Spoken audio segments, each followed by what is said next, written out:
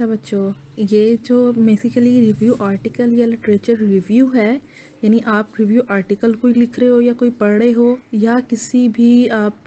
Thesis में या किसी प्रोजेक्ट में लिटरेचर रिव्यू का पोर्शन लिख रहे हो, तो दोनों का मेन पर्पस क्या होता है? ये होता है कि आप समराइज करो, ठीक है, और एक सिंथेसाइज वे में, एक पर्टिकुलर वे में उस जो है रिसर्च को, ठीक है, देखो जो एक पर्टिकुलर टॉपिक पे हो गई हुई है, ठीक है, यानी एक सिस्टमेटिक वे में आप इस तरह से कह लो कि ऑलरेडी जो रिसर्च हो गई है उसको देखना, ये इसका मेन पर्पस होता है, ठीक है। और जो रिव्यू आर्टिकल होता है बेसिकली या लिटरेचर रिव्यू होता है, वो इम्पोर्टेंट फाइंडिंग्स को बताता है, ठीक है, और वो गैप्स को भी आइडेंटिफाई कर सकता है, ठीक है, एक रिसर्च की शॉर्ट कमिंग्स को भी बता सकता है कि ये काम ऐसे किया गया, ऐसे नहीं होना चाहिए था, ऐसे होना चाहिए था, इस पेपर ने ऐसे बताया है, यही काम इसने ऐसे बताया है तो इसके ज़्यादा अच्छे रिजल्ट आए हैं, तो फ्यूचर में ये प्रेफर होना चाहिए, ठीक है। क्योंकि जो है रिव्यू आर्टिकल मेनली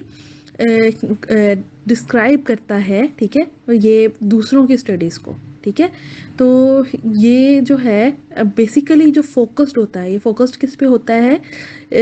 मेथडोलॉजी और रिजल्ट्स ऑफ द जो results of the study of other experiment, ठीक है, जो दूसरों ने मेथडोलॉजी यूज़ की, जो दूसरों ने जो रिजल्ट लिए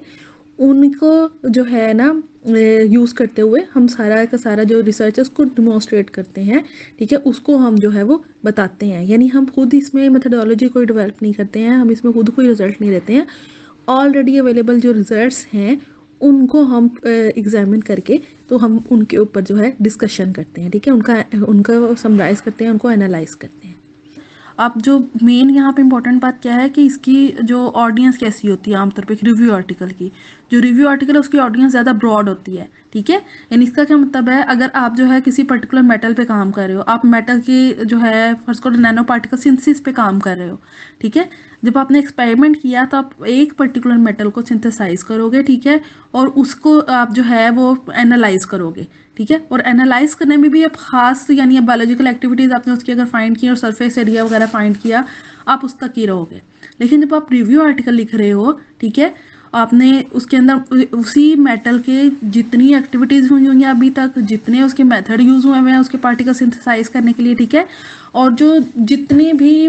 जो मेथड्स या इंस्ट्रूमेंट यूज हुए हैं उसको एनालाइज करने के लिए आप इस सब को जो एक ओवरव्यू देते हो, ठीक है। तो अब यहाँ पे ऑडियंस ब्रॉड हो जाती है, यानी ज़्यादा लोग उसको पढ़ते हैं, ज़्यादा जो है उसको उससे फ़ायदा उठाते हैं, ठीक है। तो हमेशा रिव्यू आर्टिकल की जो ऑडियंस होती है वो ज़्यादा ब्रॉड होती है, इसकी रीडरशिप ज़्यादा ब्रॉड होती है क्योंकि ये ज़्यादा जर्नल होता है, ठीक है, और जो है ये रिसर्च आर्टिकल की निस्बत ज़्यादा लोगों तक अपना जो है कम्युनिकेट करता है मैसेज को, रिसर्च को। आपने जब भी लिटरेचर रिव्यू लिखना है किसी भी पार्ट में, ठीक है, किसी भी साइंटिफिक राइटिंग के पार्ट में, ठीक है, या रिव्यू आर्टिकल लिखना है, तो आपने इस तरह से लिखना है कि वो एक ओवरऑल जो है पिक्चर क्लियर करे उस पर्टिकुलर फील्ड में कि क्या रिसर्च हो गई है, क्या रिसर्च नहीं हुई, क्या अभी गैप प्रेजेंट है, ठीक है, और क्या ऑलरेडी जो रिसर्चेज हुई हैं उनमें क्या शॉर्टकमिंग्स हैं और आपकी रिसर्च क्या उसको फिर एडवांस करेगी, ठीक है। यानी कि आपने बेसिकली ओवरव्यू सारे का सारा पिछली रिसर्च का देना होता है रिव्यू आर्टिकल में। आमतौर पे ये करते हैं जब रिव्यू आर्टिकल लिखते हैं ना, जो कन्वेंशनल मेथड था जो पाकिस्तान में यूज़ हो रहा था वो ये था कि रिव्यू आर्टिकल जब लिखते थे तो हेडिंग्स वो सारा उसके प्रॉपर फॉर्मेट इस तरह से बना लेते थे, लेकिन जब थीसिस लिखते थे तो तब बस ईयर वाइज अरेंज करके एब्स्ट्रैक्ट तो हम लिख देते थे। लेकिन अब HEC का जो लेटेस्ट फॉर्मेट है उसमें भी यही है कि आपने लिटरेचर रिव्यू भी वैसे ही लिखना है और रिव्यू आर्टिकल भी वैसे ही लिखना है, ठीक है, यानी दोनों का सेम मेथड होना चाहिए। अब आगे जब रिव्यू आर्टिकल लिख रहे हो तो उसके पार्ट्स क्या क्या होंगे, ठीक है, उसका फॉर्मेट क्या होगा वो मैं शेयर करती हूँ आप लोगों से। जो है फॉर्मेट मैंने आपको शेयर किया, सबसे पहला जो इसको पोर्शन होता है इंट्रोडक्शन होता है, ठीक है, यानी इसमें हम टॉपिक को इंट्रोड्यूस करवाते हैं, उसकी सिग्निफिकेंस बताते हैं, फिर हम जो है इसमें ये बताते हैं एक ब्रीफ ओवरव्यू देते हैं कि हमारे आगे सब टॉपिक्स क्या होंगे, ठीक है, या कौन सी मेजर बातें हैं जिनको हम इस पेपर में कवर करेंगे। फिर उसके बाद नेक्स्ट आता है बॉडी, यानी जो है रिव्यू आर्टिकल में नेक्स्ट जो पोर्शन है वो बॉडी है, यानी इसके अंदर हम डिफरेंट जो है वो पैराग्राफ्स बनाते हैं, ग्रुप्स बनाते हैं, ठीक है, और डिफरेंट तरह के जो है हम हेडिंग्स और सब हेडिंग्स बनाते हैं, ठीक है, और फिर जो है हम लास्ट में हम इसमें जो है कंक्लूजन देते हैं। तो ये इसके एक जर्नलाइज फॉर्मेट है। जो रिव्यू आर्टिकल है उसमें यहाँ पे आपको ये बताया हुआ है कि सबसे ज़्यादा इम्पोर्टेंट जो है कि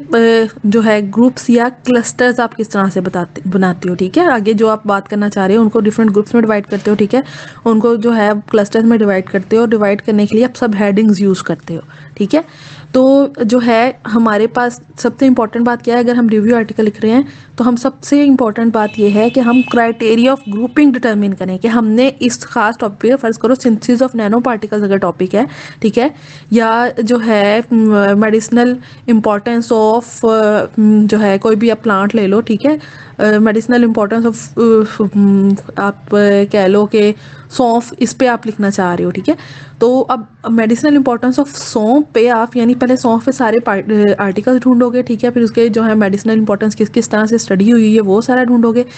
और क्राइटेरिया ऑफ ग्रुपिंग में आप ये डिसाइड करोगे कि आप इसकी मेडिसिनल इंपॉर्टेंस में आप इसकी जो है अभी तक कह लो टोटकों में यूज़ होती आ रही है वो मेडिसिनल इंपॉर्टेंस बताना चाह रहे हो, ठीक है। आप जो है ये ज़्यादा इसके एक्सट्रैक्ट बन के यूज़ हो रही है वो बताना चाह रहे हो, ठीक है। या आप जो है किस चीज़ पे मेन फोकस करना चाह रहे हो, उसके medicinal importance in terms of the जो है हार्ट डिजीज़, ठीक है, बेनिफिट्स फॉर हार्ट डिजीज़ या बेनिफिट्स फॉर जो है आईज़, इस तरह से अगर आप किसी खास पे फोकस करना चाह रहे हो तो आगे ग्रुपिंग भी आपकी उसी तरह से ही होगी, ठीक है। यानी सबसे पहले रिव्यू आर्टिकल का आपने टॉपिक डिसाइड कर लिया, फिर उसके अंदर आपने ग्रुपिंग कैसे बनानी है, यानी सबसे पहले अब इसमें ग्रुपिंग क्या होगी, आपने जो है मेडिसिनल प्लांट्स के बारे में बताना है एक पॉइंट में, ठीक है, और नेक्स्ट सब हेडिंग में आपने जो है सौंफ की फैमिली पे चले जाना है, फिर उसके बाद नेक्स्ट में आपने बताना है कि ये हिस्टोरिकली कैसे यूज़ होती है, ये एक शॉर्ट सा ओवरव्यू उसका दिया, फिर उसके बाद आपने नेक्स्ट आजकल इस पर क्या रिसर्च हो रही है वो सारी चीज़ें, ठीक है, ये आपने अगर सारी बताएं, ठीक है, तो ये ग्रुपिंग होगी। और एक ही इसी ही टॉपिक को लेके कोई और जो पर्सन है, कोई और राइटर है, वो किसी और तरह से ग्रुपिंग कर सकता है। तो यानी ये जो आपने किस तरह से ग्रुपिंग करनी है, इस सिंपल वर्ड में अगर मैं आपको बताऊं, यानी आपने सब हेडिंग्स क्या रखनी है और कैसे रखनी है ये आपने डिसाइड कर लेना पहले, फिर ये पेपर उसके अकॉर्डिंग ढूंढोगे और फिर ही आप जो है उसके अकॉर्डिंग सारा डाटा सेट करोगे, ठीक है। एक और बात जिसने यहाँ पे बताई हुई है, आप सब हेडिंग्स या क्राइटेरिया ऑफ ग्रुपिंग किस तरह से कर सकते हो, ठीक है, वो आप जो है किस क्रोनोलॉजिकल ऑर्डर यानी आपने ईयर वाइज उनको अरेंज करना है, ठीक है, यानी जो है आप हिस्टोरिकली देखते आओ कि क्या ओल्ड काम क्या हुआ और अब क्या हो रहा है, ठीक है। फिर उसके बाद जो है आप एरिया ऑफ कंसेंसस यानी कौन कौन सी स्टडीज़ हैं जो इन पॉइंट्स पे एक ही जैसे रिजल्ट दे रही हैं, ठीक है, और या इस पर्टिकुलर पॉइंट में इसके आपस में जो है रिलेशन है इन सारे पॉइंट्स में स्टडी का, ठीक है, और जो है लैक ऑफ कंसेंसस के ये इन पर्टिकुलर पॉइंट पे नहीं है, ठीक है। फिर उसके बाद जो है आप ये देखना चाह रहे हो कि ये जो स्टडी है वो सिमिलैरिटीज़ या डिफरेंसेस को हाईलाइट कर रही है या नहीं, ठीक है, मेथड्स यूज़ करने में, रिजल्ट्स यूज़ करने में या फोकस ऑफ स्टडीज़ में। तो इस चीज़ में यानी कि फ़र्ज़ करो सिर्फ और सिर्फ सौंफ का एक्सट्रैक्ट ही बनाना है, आगे सब ने उसकी कार्डियोवास्कुलर स्टडीज़ की हुई हैं, सब ने उसके हार्ट डिजीज़ स्टडी की हुई है उसको यूज़ करके, लेकिन आप मेनली ये देखना चाह रहे हो कि एक्सट्रैक्ट बनाने के लिए मेथड्स क्या क्या अवेलेबल हैं, किसने क्या मेथड यूज़ किया और उसके रिजल्ट अच्छे आए, ठीक है। तो ये जो है आपके पास एक जो है क्राइटेरिया ये सेट हो गया, यानी एक क्राइटेरिया जो है एक्सट्रैक्शन मेथड सेट हो गया, नेक्स्ट क्राइटेरिया जो है वो बायोलॉजिकल स्टडीज़ मेथड जो है वो सेट हो गया, ठीक है। और फिर उसके बाद नेक्स्ट मेथड उन एक्सट्रैक्ट को एवेल्युएट कैसे किया गया, कौन कौन के से केमिकल प्रेजेंट थे उसको स्टडी कैसे किया गया, ये 3-4 ब्रॉड टर्म्स आप बना सकते हो, ब्रॉड फील्ड्स आप बना सकते हो, फिर आगे फर्दर इनमें जो है आप फर्दर सब हेडिंग्स भी बना सकते हो, ठीक है। अगर मैं बिल्कुल आसान लफ्ज़ों में आपको बताऊं तो इस तरह से जैसे आप कोई ऐसे लिखते हो ना, ठीक है, किसी भी टॉपिक पे, सेम वही मेथड होता है जब आप रिव्यू लिख रहे होते हो। आप पहले हेडिंग्स डिसाइड कर लेते हो, मैंने इन हेडिंग्स पे लिखना है, ऐसे लिखना है, फिर उन हेडिंग्स के अंदर डाटा डालते हो, फर्दर सब हेडिंग बना लेते हो, ठीक है। एक इसने जो टिप दी हुई है अच्छा रिव्यू आर्टिकल लिखने की, ठीक है, तो उसने ये बताया हुआ है बेसिकली कि आप जो है जनरलाइज बात भी करो, प्रेजेंट टेंस में भी बात करो उस पर्टिकुलर स्टडी के बारे में, ठीक है। फिर उसके बाद जो है स्पेसिफिक जो साइटेशन दो ओल्ड स्टडी की भी, यानी पास्ट टेंस भी यूज़ करो, ठीक है। और इस तरह से आप इजीली जो है जो ट्रेंड्स जो भी आपको स्टडी में नज़र आ रहे हैं उनको आइडेंटिफाई भी कर सकोगे और वेरीफाई भी कर सकोगे, ठीक है। फिर उसके बाद जो है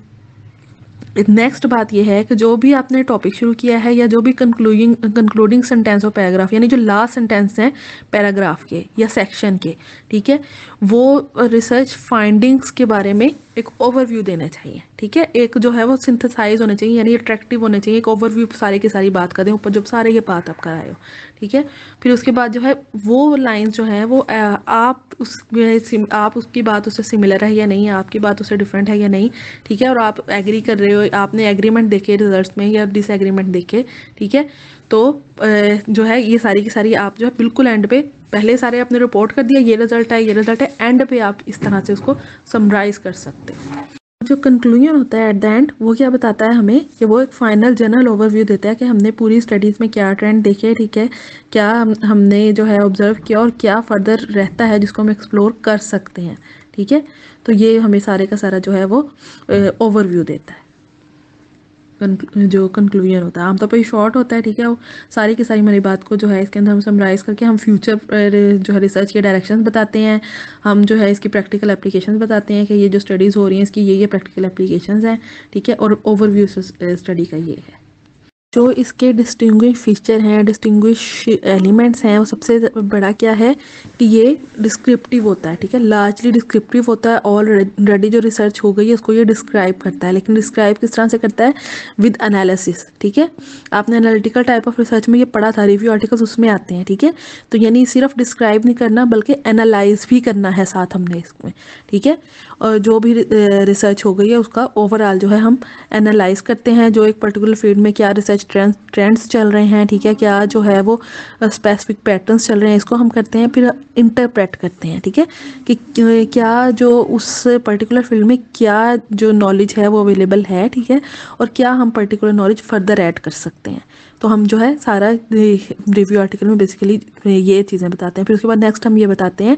कि जो है हम क्या जो है नेक्स्ट जो थ्योरी है या क्या जो इश्यूज हैं उस पर्टिकुलर फील्ड में, ठीक है, वो क्या प्रेजेंट है, और फिर हम फ्यूचर डायरेक्शन दे सकते हैं रिसर्च के लिए। फिर तो जो हमारा बेसिकली रिव्यू आर्टिकल है वो एक कह लो कि बहुत ज़्यादा broader community of the scientist को बेनिफिट देता है, ठीक है। तो इसलिए हमेशा रिव्यू आर्टिकल लिखते हुए आपने ये ख्याल रखना है कि एक तो ये है कि अच्छे रिसर्च पेपर हमेशा चूज़ करो, अच्छे जर्नल्स के रिसर्च पेपर चूज़ करो। फिर उसके बाद जो है अपनी फाइंडिंग्स को बहुत केयरफुली एनालाइज करो कि लोगों ने क्या क्या काम किया है और उसमें क्या क्या इंपॉर्टेंट चीज़ें आइडेंटिफाई हुई हैं, ठीक है। तो ही आपका रिव्यू आर्टिकल अच्छा एक रिव्यू आर्टिकल बनेगा और तभी वो ब्रॉडर ऑडियंस को अट्रैक्ट भी करेगा।